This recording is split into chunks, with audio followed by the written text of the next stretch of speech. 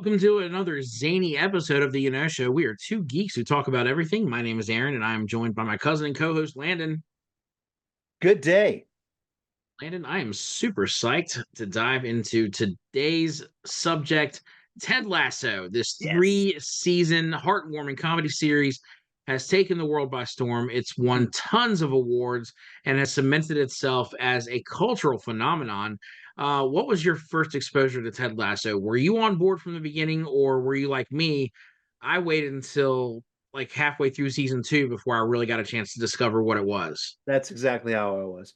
I had so many people saying that it was a great show, and I like soccer, but I'm not like into that. I wasn't. I've gotten more into it now that I've watched Ted Lasso. But it's like, and then as far as Jason Sudeikis, I don't know how to say it. Um, I've always thought it was funny, but watching like the Millers and all those. I was just like, it's a Jason Sudeikis movie. You know what I mean? It's just you can't. I didn't really get the hype into it. So I was like, I've just got to get myself at a point where I'm going to watch it. So then I'm starting to watch these other Apple shows, and Apple's like really doing great with shows that I'm watching. I'm sitting here watching Morning Show. I'm watching a little bit of C. I'm watching Severance, and I'm going. I think I probably should really give Ted Lasso a try. And then once I did, my wife and I, we were like, this show, first of all, I didn't realize I was going to feel so amazing after each episode. Second Right. of all, I didn't think I would cry in a show that I thought was going to be a comedy the entire Yeah. time. Yeah. So no, Yeah. I loved it. I watched it very, very consistently up until the last season, of which I got halfway through and I stopped purposefully because I wasn't prepared for the ending. I didn't know how the ending was going to go. I didn't know if it was going to be good or bad. And I was so into the show, I had to kind of get myself like reset to prepare myself in case it went a direction I didn't like. Ooh, so good. What Did it about you? did it go into a direction that you liked? Um, to be discussed. Okay. Okay, yeah. So I loved it. I like I said, I didn't come into it till probably about halfway through season two, and I had been on a weekend uh kind of a guy's trip. We went and got a cabin out, and me and some buddies from college, and they wanted to talk about Ted Lasso because it was the second season had already started, and they were all watching it, and I hadn't seen a single episode of it yet. And so they're like, "Oh man, you got to watch it so we can talk about it." Okay, I guess I will. I was like, "That means I've got to subscribe to Apple Plus because I don't have that." And so like, no, dude, it's worth it. I was like, "Okay, okay." So they actually got me to watch the first two episodes with them that weekend, and I was hooked. Like it was Oh, great. And so I got into it, loved it, and like you said, like it's got this amazing combination of laughter and tears that it's so rare to genuinely find that in media sometimes.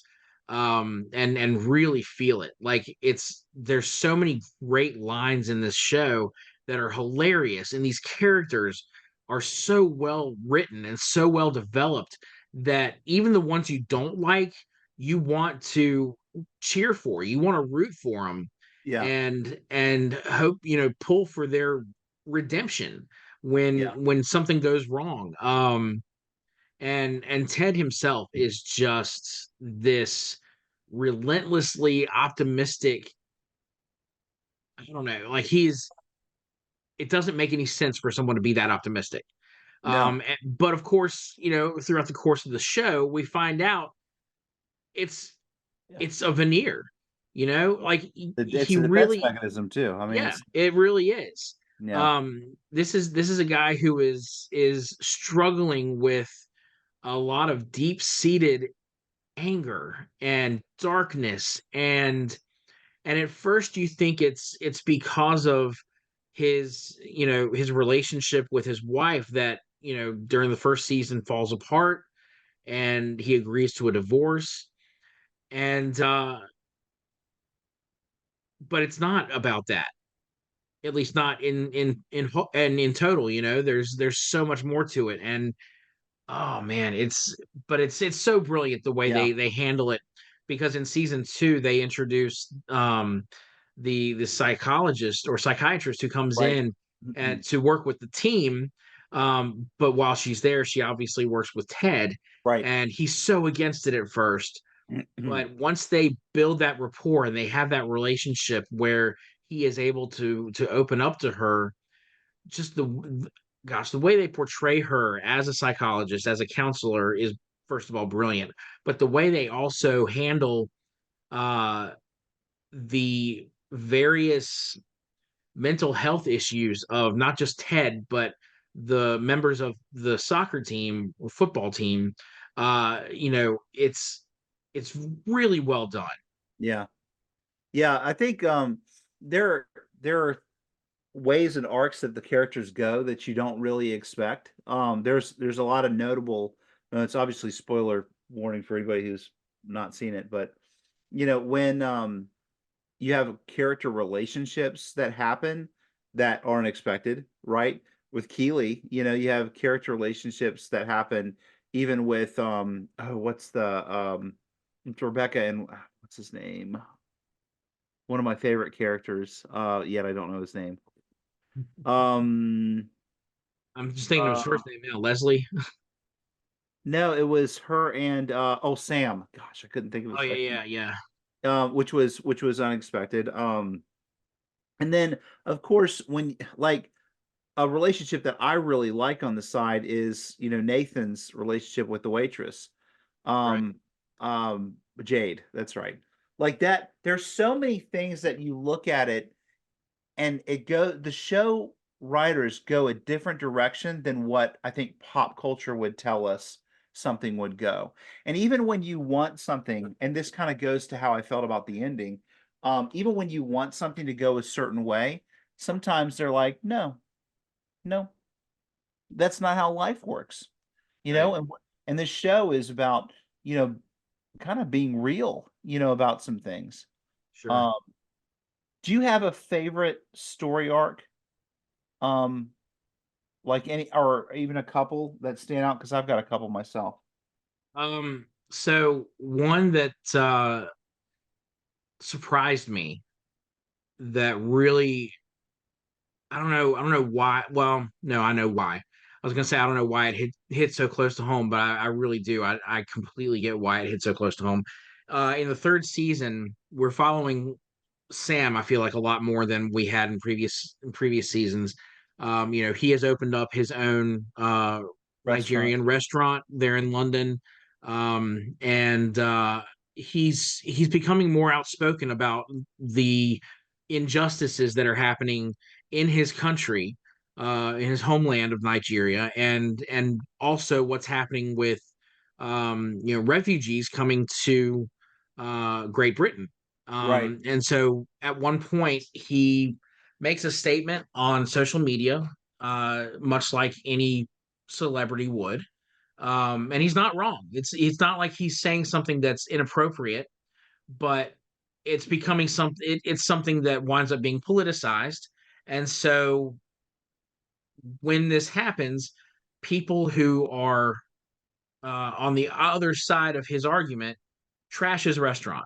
Yeah. They vandalize it, they spray paint, and of course, in the process of this, he is having this existential crisis of, all right, well, do I fight back? Do I uh, rebuild? What?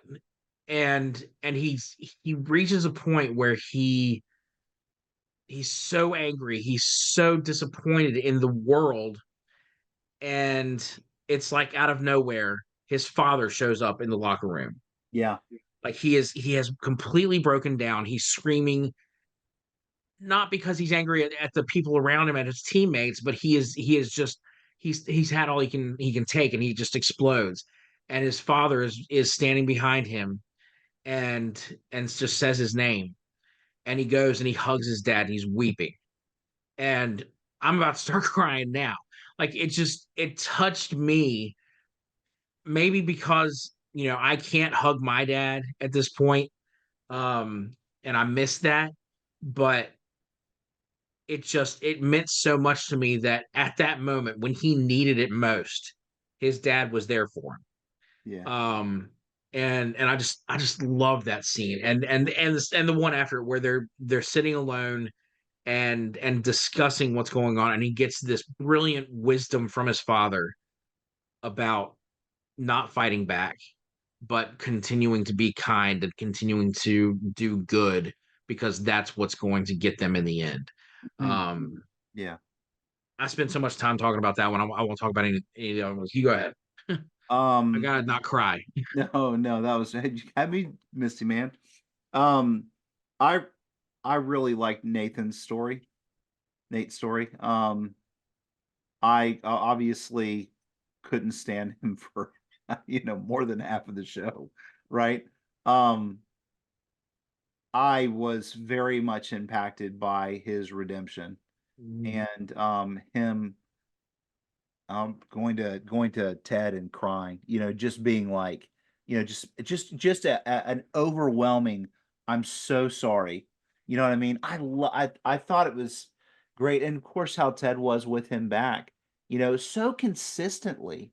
You yeah, know, I think, like, I'm sure you've dealt with, and all of us adults deal with things that are unfair, or you're mistreated, or you're falsely accused, or somebody's done you wrong in some way, shape, or form. Um, and you have a choice. Like, this goes to what you were saying about Sam too. You could retaliate, you could play the game, you could, like, come up with the best argument, you could stand up against, people.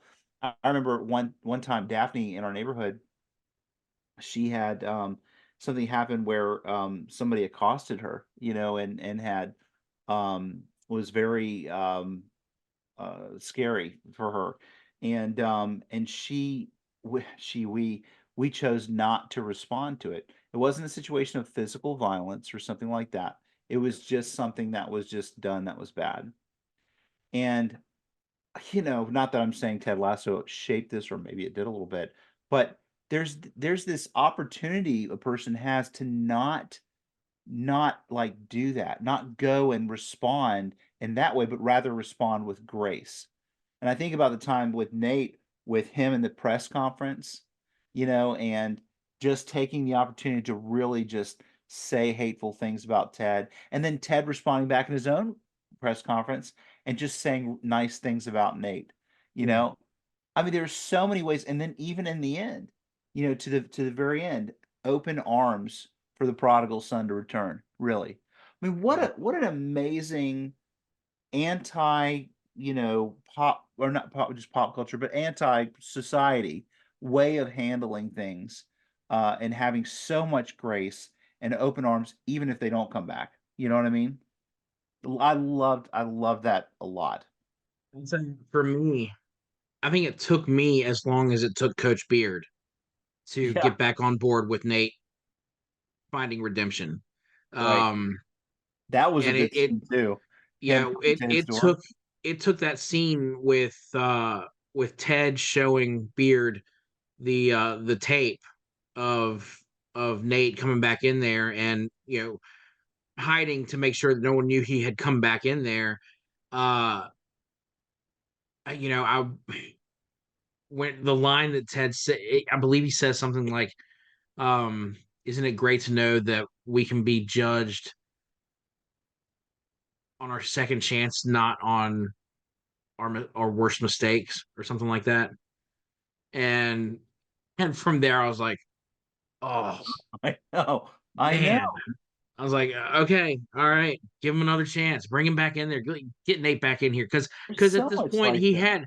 he had turned around from Yeah. what he was at the end of season two with Rupert, and his attitude towards Ted, and this selfishness that had built up over the course of season two, where he felt like he was owed more than he deserved, Right. or felt he deserved more than he was being given.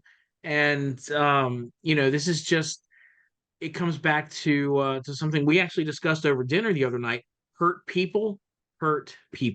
Yeah, it's true. And that's just how he was. He had grown up in a home, and we got to see this in season 3 Yeah, when he finally had that moment with his own father. yeah, yeah. He grew up in a home where his father never praised him for anything. And so he's constantly seeking that love and attention from his father, but never receiving it, never Yeah, getting that one thing that can't scratch that one itch that he has. And so when he got that from Ted, it meant the world to him. But right, then when Ted was having his own crisis, he thought that that meant that Ted was ignoring him. And right, so he found it with Rupert instead. right, And it wasn't long before he figured out this isn't real with right, Rupert. right, None of this that Rupert is giving me is genuine. right. It's just using him. Well, Right. I think too, like there, it's a story about where someone overplays their hand, right? They keep walking down this path, and maybe some things were valid. I mean, obviously his situation with his dad was valid to respect because his dad, we saw his dad being a jerk to him, multiple times where he could have just said a kind word. He could have done something, or the time that he does the dinner, just this constant bit of disapproval for him.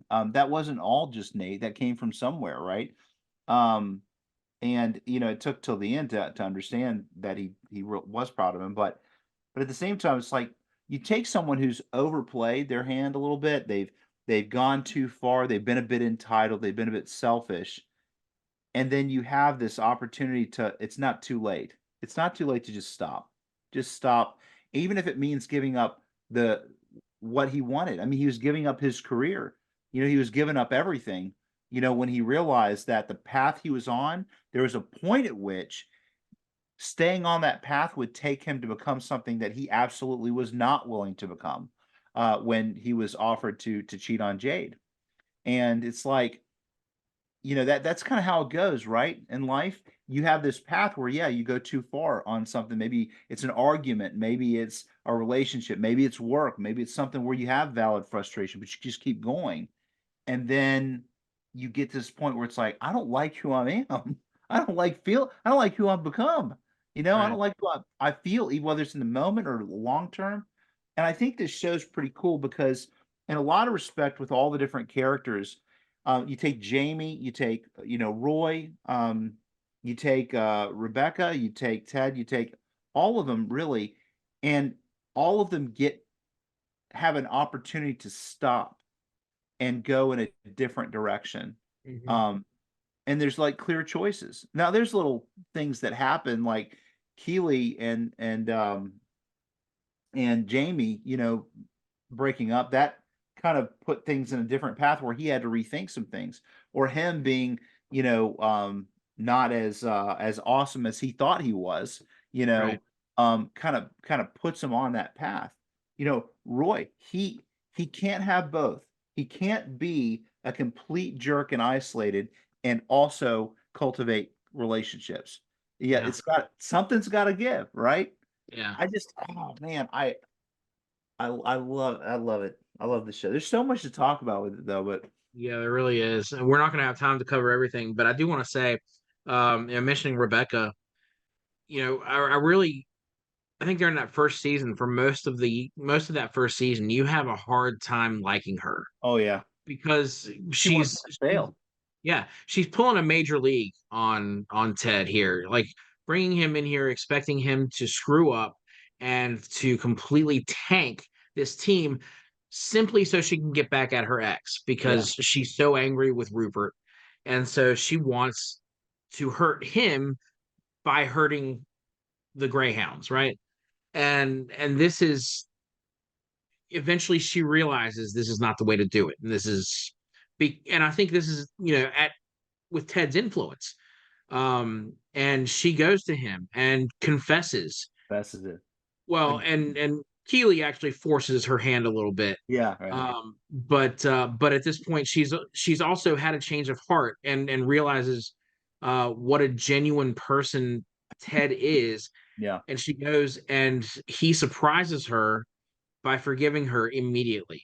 Yeah. and just points out, hey, divorce is hard, makes you do weird things, and um and Wow. I think she's Yeah. really taken aback by that. And they hug, and their friendship, that bond grows even stronger. Um, It was the shortbread that did it. I mean, really, honestly. oh yeah, yeah, it's the biscuits with the boss. Um, yeah, gosh, there's just so much about the show. So let me ask you this. One of my favorite side characters, not very deep character, right? But it's Leslie. I Oh just yeah, yeah. I just thought Leslie was so funny. The things that they would have him do, he'd be like, he gets so nervous, he'd like gag a little bit, you know?